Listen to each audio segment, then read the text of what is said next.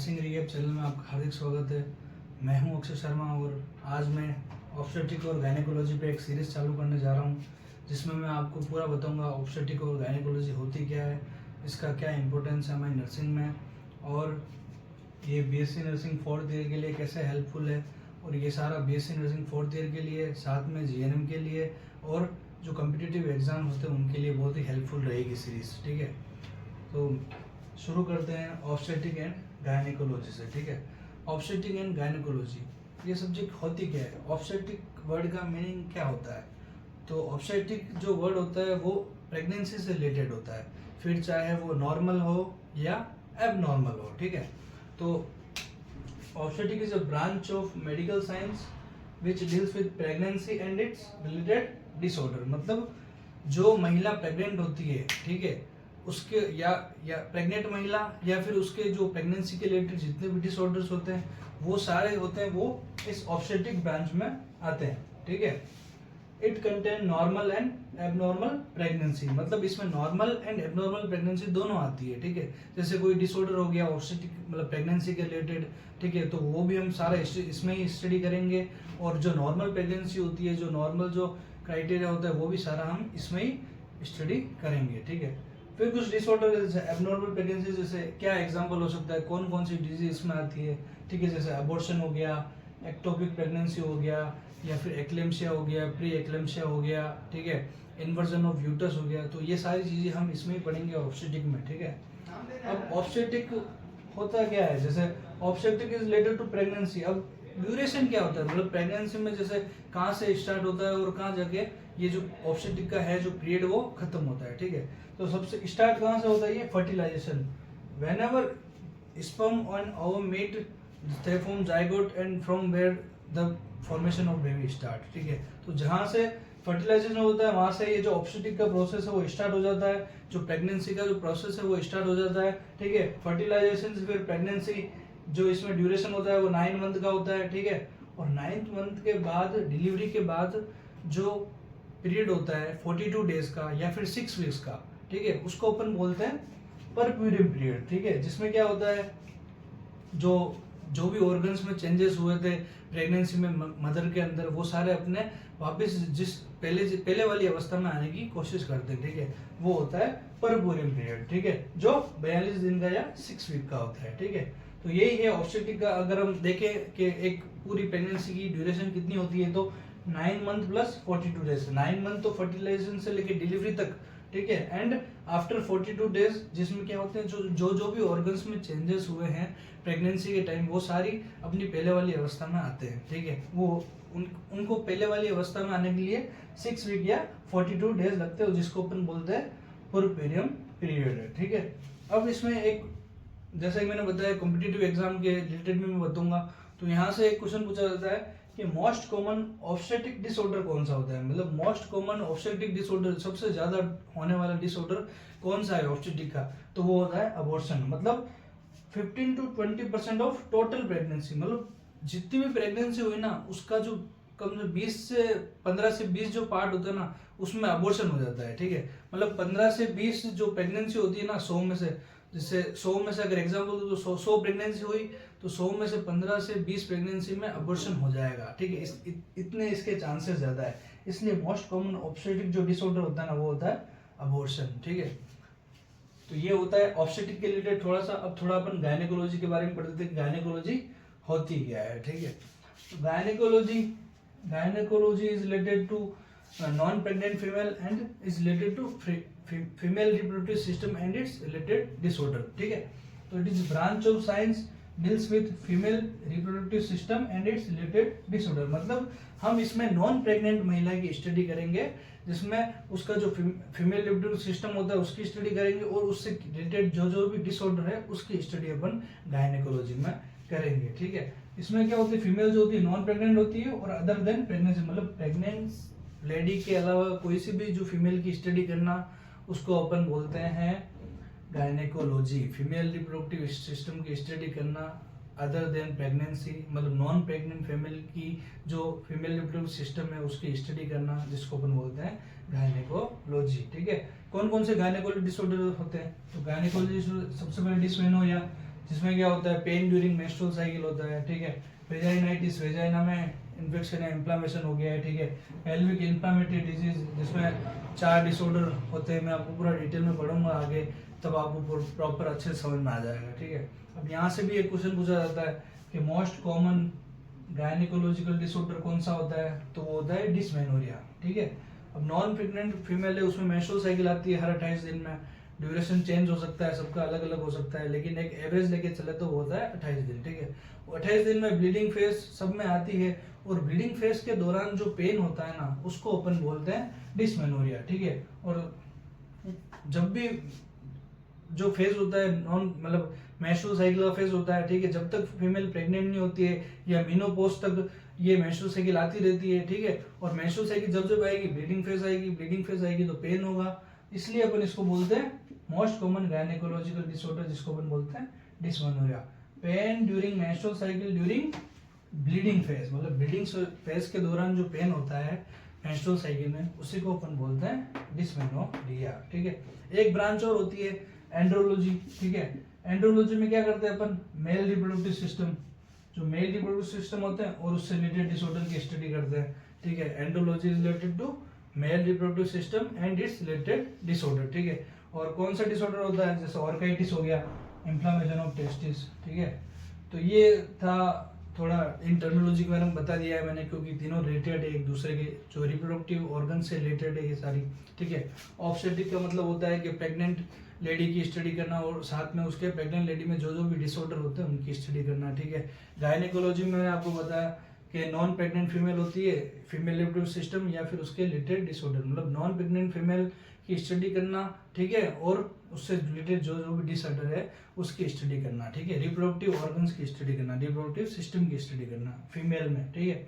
और एंड्रोलॉजी में क्या होता है, मेल रिप्रोडक्टिव सिस्टम की स्टडी करना और साथ में उसके डिसऑर्डर की, ठीक है। मोस्ट कॉमन ऑब्स्टेट्रिक डिसऑर्डर कौन सा होता है, अबॉर्शन, जो टोटल प्रेगनेंसी के 15 से 20% जो प्रेगनेंसी होती है वो अबॉर्शन होती है। जैसे कि 100 प्रेगनेंसी हुई है तो उसमें से 15 से 20% 15 से 20 प्रेगनेंसी किसमें चली जाएगी, अबॉर्शन में चली जाएगी। Most common gynaecological disorder dysmenorrhoea, pain during menstrual cycle during bleeding phase, ठीक है। और एंड्रोलॉजी क्या होता है, मेल रिप्रोडक्टिव सिस्टम की स्टडी करना और साथ में उसके डिसऑर्डर की स्टडी करना, ठीक है। ये था एक छोटा सा, आप स्क्रीनशॉट ले लीजिए, फिर मैं आपको आगे कंटिन्यू करता हूँ।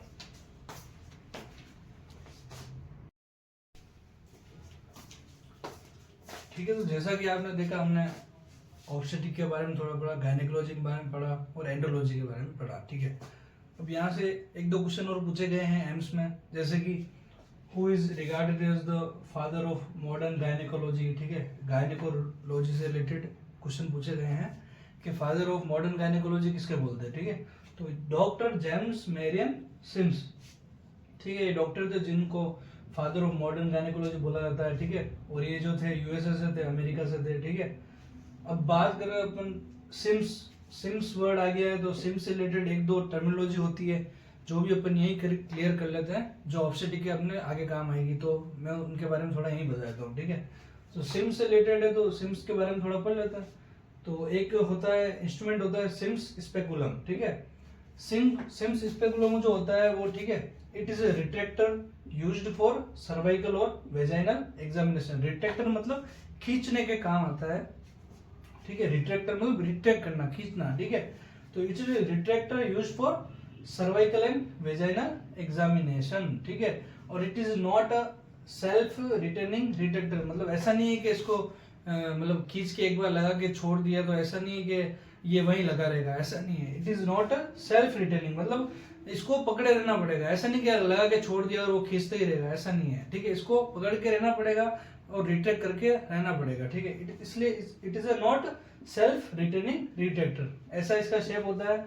जब आप कहीं गायनिक ओटी में जाओगे या किसी भी सर्जरी वगैरह में जाओगे तब आपको दिखेगा सिम्स स्पेकुलम, जो किसके लिए काम आता है, सर्वाइकल और वेजाइनल एग्जामिनेशन के लिए। और it is not a self returning retractor, मतलब ऐसा सेल्फ रिटर्निंग मतलब आपने लगा के छोड़ दिया और वो वहीं लगा रहेगा, ऐसा नहीं है, ठीक है। इसको वहां पकड़ के रहना पड़ेगा, खींच के रहना पड़ेगा, तभी अपना काम होगा, ठीक है। दूसरा होता है सिम्स से रिलेटेड सिम्स पोजीशन, जो आपने फंडामेंटल में पढ़ा ही होगा। सिम्स पोजीशन, जिसको लेफ्ट लेटरल प्रोन पोजीशन भी बोलते हैं, ठीक है। और ये कहाँ काम आती है, सबसे मेन ये एक तो एनिमा एडमिनिस्ट्रेशन के काम आती है, ठीक है।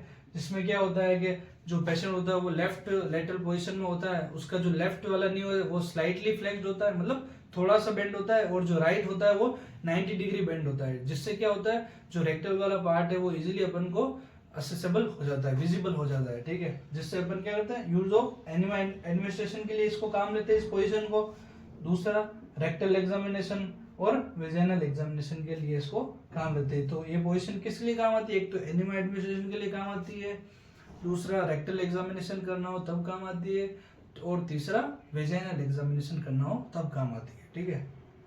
तो इसमें क्या होता है, patient of their on the left side, left knee slightly flexed, मतलब लेफ्ट जो वाला जो होता है वो स्लाइटली फ्लेक्स्ड होता है, मतलब थोड़ा सा मुड़ा हुआ होता है, और जो राइट नी होता है वो पूरा बेंड होता है 90 डिग्री, ठीक है। तो ये पोजीशन है सिम्स पोजीशन, सिम्स स्पेकुलम। एक और चीज होती है सिम्स से रिलेटेड, वो होता है सिम्स सेल्फ रिटेनिंग कैथेटर, ठीक है। तो ये कैथेटर क्यों कब काम आता है, मान लो किसी फीमेल में कंटिन्यूस ड्रेनेज ऑफ यूरिन हो रहा हो, मतलब कंटिन्यूस यूरिन निकल रहा हो धीरे धीरे, ठीक है। तो उसमें ये कैथेटर अपन यूज करते हैं। तो ये कैथेटर अपन कहाँ इंसर्ट करते हैं, यूरिनल ब्लैडर में इंसर्ट करके अपन छोड़ देते हैं, ताकि वहां से जो यूरिन का ड्रेनेज हो रहा है, ठीक है, तो वो डायरेक्ट इस कैथेटर में होके बाहर निकल जाए। और ये जो होता है कैथेटर वो सेल्फ रिटेनिंग कैथेटर होता है, मतलब एक बार इसको लगा के छोड़ दो तो ये अपना काम करता रहेगा। और इस कैथेटर की जो मतलब शेप होता है वो कैसा होता है, तो इसका जो शेप होता है वो ऐसे होता है, मतलब बहुत ऐसे स्ट्रेट ही होता है लेकिन बहुत कम ऐसे मुड़ा हुआ होता है, ठीक है। तो ऐसा होता है, ठीक है। तो ये भी आप मतलब गायनिक ओटी में वगैरह काम करते हो तो आपको वहाँ पे, ठीक है, ड्यूटी करते हो तो वहाँ आपको देखने को मिल जाएगा, ठीक है। तो क्या होता है सिम सेल्फ रिटेनिंग कैथेटर, जो कहाँ यूज होता है, continuous drainage of urine in female, ठीक है। ये ऐसे क्वेश्चन ही पूछे जाते हैं इजी, बस एक बार अच्छे से फोकस करके पढ़ लो तो आपका सारा ओबीजी क्लियर हो जाएगा। हाँ, एक चीज और बता दूं मैं, ओबीजी से रिलेटेड कॉम्पिटिटिव एग्जाम में जो ओबीजी का होता है, जैसे मान लो एम्स में 100 क्वेश्चन आते हैं, ठीक है, 100 क्वेश्चन आते हैं, जो उसका जो 10% जो पार्ट होता है ना वो ओबीजी कवर करती है, मतलब 100 में से जो 10 क्वेश्चन होते हैं ना वो ओबीजी और ये गायनिक से रिलेटेड ही आते हैं वहाँ पे, ठीक है।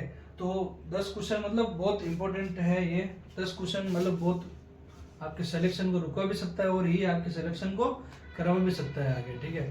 तो कम्पिटिटिव पॉइंट ऑफ व्यू से भी ओबीजी और गायनिक बहुत इंपॉर्टेंट है, तो आप अच्छे से पढ़िए इसको ध्यान से, ठीक है। तो सिम्स सेल्फ रिटेनिंग कैथेटर जो होता है कंटिन्यूस ड्रेनेज ऑफ यूरिन के लिए काम आता है फीमेल में, ठीक है। अब यहाँ से एक दो क्वेश्चन और पूछे जाते हैं, फादर मदर पूछे जाते हैं, ठीक है। फादर ऑफ इंडियन गायनेकोलॉजी कौन थे, ठीक है। फादर ऑफ मॉडर्न गायनेकोलॉजी मैंने आपको बता दिया, doctor James Marion Sims. Sims से रिलेटेड जो 3 चीजें अपने ओबीजी में आगे काम आएगी वो मैंने आपको यही बता दी। सिम्स स्पेकुलम जो तुम सर्वाइकल और वेजाइनल एग्जामिनेशन के लिए काम आता है, ठीक है। It is not a self retaining डेटेटर, मतलब इसको पकड़ के रहना पड़ता है, ठीक है, पकड़ के रिट्रैक्ट करके रखना पड़ता है, ठीक है। और दूसरा सिम्स पोजीशन पढ़ी अपन ने। सिम्स पोजीशन में क्या होता है, पेशेंट लेफ्ट लेटरल पोजीशन में होता है, जिसमें जो उसका लेफ्ट होता है पाँव वो स्लाइटली फ्लेक्स, मतलब हल्का सा मुड़ा हुआ होता है, और जो राइट वाला जो पाँव होता है वो 90 डिग्री बेंड होता है, ठीक है। और ये किस लिए काम आती है पोजीशन, सबसे एक तो एनिमा एडमिनिस्ट्रेशन के लिए काम आता है, दूसरा रेक्टल एग्जामिनेशन करना हो, तीसरा वेजाइनल एग्जामिनेशन करना हो, तो यहाँ सिम्स पोजीशन काम आती है, ठीक है। तीसरा अपन ने पढ़ा सिम्स सेल्फ रिटेनिंग कैथेटर, जो क्या होता है कंटिन्यूस यूरिन ड्रेनेज हो रहा है अगर यूरिन का फीमेल में तो उसके लिए काम आता है, ठीक है। अब फादर ऑफ मॉडर्न गायनेकोलॉजी तो पढ़ लिया, अब फादर ऑफ इंडियन गायनेकोलॉजी की बात कर लें, ठीक है। फादर ऑफ इंडियन गायनेकोलॉजी कौन थे, तो ये थे डॉक्टर बालकृष्ण नीलकंठ पुरंदेही, जो कहाँ से थे, मुंबई से थे, ठीक है। इनका क्वेश्चन भी पूछा गया है कि फादर ऑफ इंडियन गायनेकोलॉजी कौन थे, ठीक है। तो दोनों चीजें याद रखनी है आपको, कभी कभी ये क्या करते हैं BL पुरंदेही भी दे देते हैं, और कभी कभी बालकृष्ण नीलकंठ पुरंदेही ऐसे पूरा नाम भी दे देते हैं, तो दोनों आपको ध्यान होना चाहिए, ठीक है। और डॉक्टर जेम्स मेरिन सिम्स से रिलेटेड एक चीज और है कि इन्होंने क्या किया था, vesico vaginal fistula repair surgery का जो कॉन्सेप्ट है वो दिया था, इन्होंने ये सर्जरी बताई थी। अब होता क्या है मैं थोड़ा बता देता हूँ। वेसिको वेजाइनल फिस्टुला मतलब जो यूरिनरी ब्लैडर है और जो वेजाइन है उनके बीच में क्या होता है, एबनॉर्मल कलेक्शन फॉर्मेशन हो जाता है, ठीक है। एबनॉर्मल कनेक्शन फॉर्म हो जाता है, जिसके कारण क्या होता है, जो यूरिन जो ब्लैडर से डायरेक्ट वेजाइना के थ्रू निकलता है, ठीक है। तो ये फिस्टुला मतलब एबनॉर्मल कनेक्शन हो जाता है यूरिनरी ब्लैडर और जो वेजाइना के बीच में, जिसके कारण क्या होता है कि जो यूरिन जो पास आउट होता है वो वेजाइना से पास आउट होता है, ठीक है। इसलिए इसको रिपेयर करने की जो सर्जरी थी, मतलब इसका जो सर्जरी थी वो भी डॉक्टर जेम्स मेरियन सिम्स ने दी थी, जो कौन है, फादर ऑफ मॉडर्न गायनेकोलॉजी, ठीक है। तो ये था छोटा सा इंट्रोडक्शन इनके बारे में, फादर मदर के बारे में, और गायनेकोलॉजी ऑब्स्टेटिक होता क्या है, ठीक है। तो हम आगे बढ़ेंगे नेक्स्ट क्लास में। अब आप ही मेरे को बताओ कि पहले ओबीजी पढ़ूं या गायनेकोलॉजी पढ़ूं, क्योंकि गायनेकोलॉजी नॉन प्रेग्नेंट फीमेल की स्टडी करना, और जब अपन नॉन प्रेग्नेंट फीमेल की कंप्लीट स्टडी कर लेंगे फिर ही अपन को मजा आएगा प्रेग्नेंट फीमेल की स्टडी करने में, ठीक है। तो मैं एक बार पूरी गायनेकोलॉजी आपको पढ़ा देता हूँ ओबीजी से पहले, ताकि आपका जो भी कॉन्सेप्ट है ओबीजी में, जो भी अपन ऑर्गन्स पढ़ेंगे, ठीक है, वो सारे आपको नॉन प्रेग्नेंट फीमेल में क्लियर हो जाए। और गायनेकोलॉजी ज़्यादा बड़ी भी नहीं है, छोटी है, और अच्छे से आपको समझ में भी आ जाएगी, ठीक है। तो नेक्स्ट क्लास हम स्टार्ट करेंगे गायनेकोलॉजी से, ठीक है, जिसमें मैं आपको बताऊंगा गायनेकोलॉजी होती क्या है, ठीक है, फीमेल रिप्रोड्यूस सिस्टम में कौन कौन सा ऑर्गन है जो अपन पढ़ेंगे, ठीक है, और कौन कौन सा ऑर्गन है जो हेल्पफुल होते हैं, ठीक है, और कौन कौन से उस ऑर्गन से रिलेटेड जो डिसऑर्डर है वो भी हम सारा गायनेकोलॉजी में कवर करेंगे, ठीक है। आज के लिए बस इतना ही।